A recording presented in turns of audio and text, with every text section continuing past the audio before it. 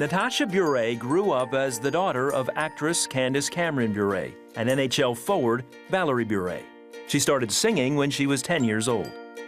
Since then, Natasha has added modeling, YouTube celebrity, and contestant on The Voice to her resume. But as an 18-year-old, she still deals with typical teenage issues, like friends, boys, and struggling with her faith. Natasha's book, Let's Be Real, features her candid personal stories as she offers advice to young girls on handling tough stuff in a hectic world. Well, Natasha Bure joins us now. Thanks for being with us. Thanks for having me. I know you're tired of the question, but it is so unusual for people to look at you. I mean, the circumstances that your dad is a famous hockey player, your mother's a famous actress. That's a very unusual way to grow up. What was that like? Yes. I think it was definitely, I can't say it wasn't different, because it definitely was different, but at the same time, I grew up in a normal household. My parents had rules for me, and we didn't really enter a lot of the spotlight until I was a little bit older, so for the most part of growing up, it was pretty normal.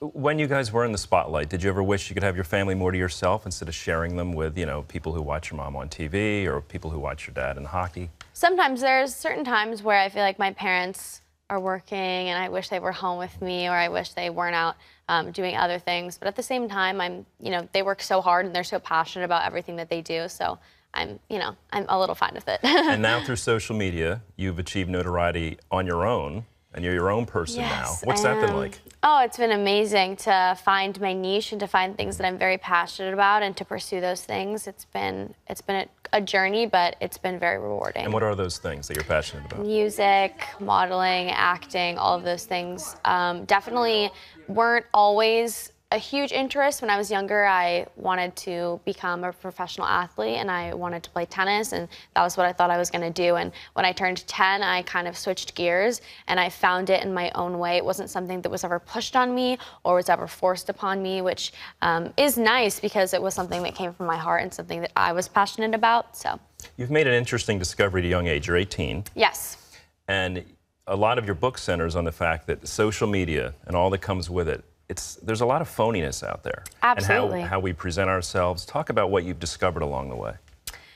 For me, I've had social media since I was 15, so I was young when I started it, and my following has just grown so much since I started it. And I started to see this trend of how we all compare each other to the next photo we see on Instagram or the next tweet or the next YouTube video. And you're only seeing a snippet of somebody's life. And people were beginning to compare their lives to mine, saying things like, oh, you have the perfect life, or, you seem like you have it all figured out. In reality, I'm thinking to myself, I don't have it figured out. I'm still growing as a woman and I'm still learning about myself.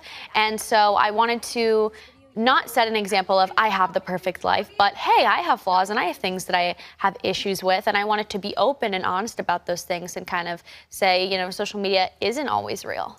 Natasha, help me, okay? I've got 3 children. My boys are 11 and 10. A little girl's about to be 6. So for my family, we're going to be entering in very soon to the social media realms with kids and all they do with social media, etc. I feel like some parents out there are overcautious. Maybe they're just thinking too much about the dangers out there for kids on social media, what they're posting, what they're reading. And then other parents are out to lunch. They don't have a clue what's going on. They don't have a clue technically how to operate anything. What do you think parents of teenagers or soon-to-be teens need to know about the possible dangers out there? Yes. My parents were always very strict in that they had all my passwords, they had to approve the photos that I posted. How'd you feel about that? At first, I was upset. I obviously didn't want my parents to have full access of all of my social media. I wanted it to be my own.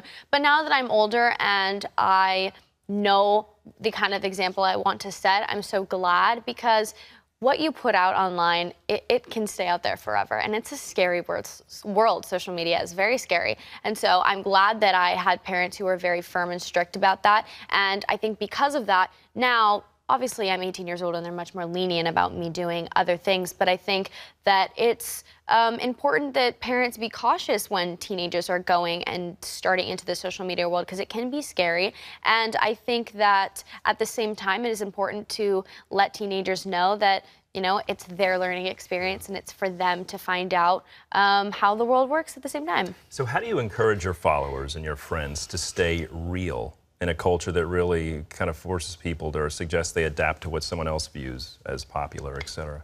For me, I always strive to be the best version of myself that I can be, and being authentic is taking the parts about Natasha that is unique, that are special, that make me who I am, and enhancing them and growing myself into, you know, a more intelligent woman and to someone who I want to become, and not looking at the person next to me and thinking, I wish I could be them, or I want to strive to be just like them, because you can never be the best somebody else, but you can be the best you. So for me, it's just striving each and every day to be that person. One thing that really shines through in your book, especially like the last third of the book, is really devoted to your faith. Absolutely. And how it seems like you really seem to try and identify yourself and who God says you are. Yeah, faith has been a huge part of my life since I was really little. I grew up in a Christian home and was raised to have a relationship with God. And when I was a little bit older, I think I had to take ownership of my relationship with God.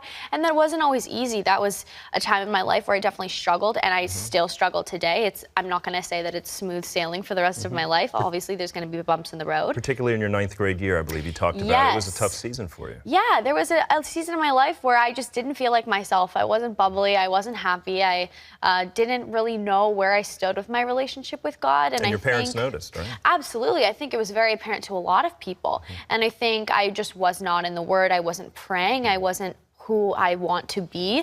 And I think for me to pretend that that didn't happen isn't beneficial for any reason. I think if anything, I would want to use that experience knowing that I've grown out of that and that I've, you know, have such a strong relationship with my faith to tell other girls that it's okay if there's bumps in the road. So what changed for you? You were in that season of struggle. Your parents noticed, people noticed. What kind of turned it around?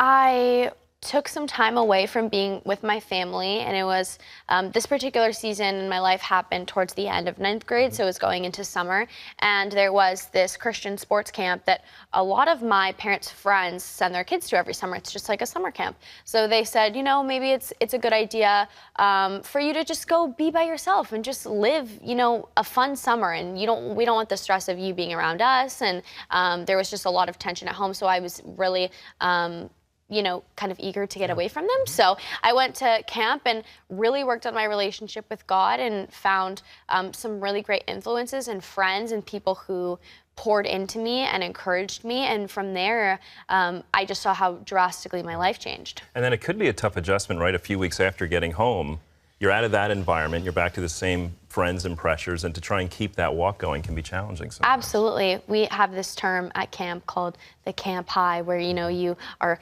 encouraged and you're so surrounded by people who believe in the same things as you, and when you come back, it could be oftentimes difficult to adjust to being in a very different circumstance where you really have to defend your faith on your own, and that can be difficult, and something especially for me being in LA, that's definitely difficult because I'm not always surrounded by people who have a faith and who have a relationship with God. The book also gives a little sneak peek, just as we conclude here, into your family's life a little bit. I loved how you made a special point that in your household, in your parents' household, absolutely no profanity. No profanity. It's a very strict rule since I was very little. You learned that lesson quick. I did. Appreciate you sharing with us, and I would encourage anyone who is the parent of a teen that this is a great resource for you. Natasha's book is called Let's Be Real, Living Life as an Open and Honest Jew. It's available now, and you can pick up a copy wherever books are sold. Thank you so much for being with us. Thanks for having me.